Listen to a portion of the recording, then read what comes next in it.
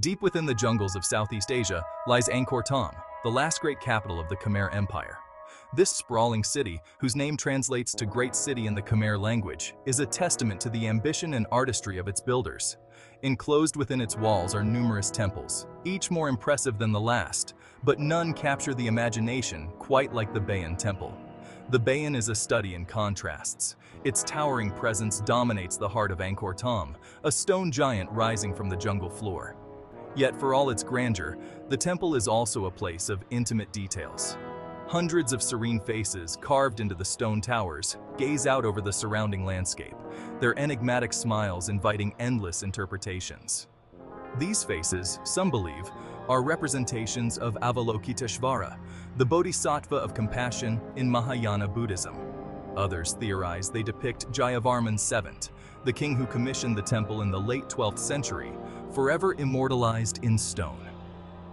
Regardless of their true identity, the faces of the Bayon remain one of the most enduring and captivating images in all of Southeast Asian art.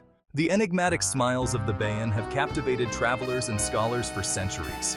Each face, carved from blocks of sandstone, seems to radiate a sense of serenity and inner peace. The slight upturn of the lips, the gentle curve of the eyelids, the hint of amusement in the gaze, all combine to create an expression that is both calming and slightly unnerving. Some scholars believe that the smiles represent the smile of Buddha, a symbol of enlightenment and spiritual awakening. Others see in them a reflection of the king's own benevolent rule, a ruler who sought to bring peace and prosperity to his kingdom. The faces, however, remain open to interpretation, their true meaning lost to the mists of time. Adding to the mystique of the Bayon are the intricate bas-reliefs that adorn its walls. These carvings, executed with astonishing detail and skill, depict scenes from Khmer life and legend. Battles rage, armies clash, and everyday life unfolds in a continuous narrative that encircles the temple. These reliefs offer a glimpse into a vanished world, providing invaluable insights into the beliefs, values, and daily lives of the ancient Khmer people. To understand the Bayon, one must first understand the Khmer Empire. At its zenith, the Khmer Empire controlled much of Southeast Asia, its influence stretching from modern-day Myanmar in the west to Vietnam in the east. The Khmer kings were powerful rulers, presiding over a sophisticated civilization that excelled in art, architecture, and engineering. The Bayon Temple, built during the reign of King Jayavarman VII, stands as a testament to this golden age. Jayavarman VII was a devout Buddhist who sought to establish a state religion based on Mahayana Buddhism. He launched ambitious building projects, constructing numerous temples, hospitals, and rest houses throughout his kingdom. The Bayon, with its emphasis on compassion and enlightenment, reflects Jayavarman VII's own spiritual beliefs.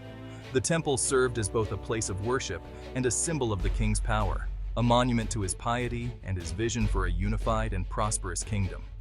Today, the Bayon stands as a reminder of the grandeur of the Khmer Empire and the enduring power of religious faith. The Bayon's architectural design is as fascinating as its sculptures. The temple is laid out on a square plan, its central sanctuary crowned by a towering central tower. This central tower, representing Mount Meru, the sacred mountain at the center of the Buddhist cosmos, is surrounded by a ring of smaller towers, each adorned with the enigmatic faces. The temple's design reflects the Buddhist concept of the mandala, a geometric representation of the universe. The concentric arrangement of towers and galleries symbolizes the different levels of existence, while the central tower represents the ultimate goal of enlightenment. As visitors wander through the temple's labyrinthine corridors and passageways, they are symbolically undertaking a journey towards spiritual awakening. The Bayon's architecture is not only symbolic, but also highly functional. The temple's many towers and galleries create a sense of enclosure, while the play of light and shadow adds to the atmosphere of mystery and wonder.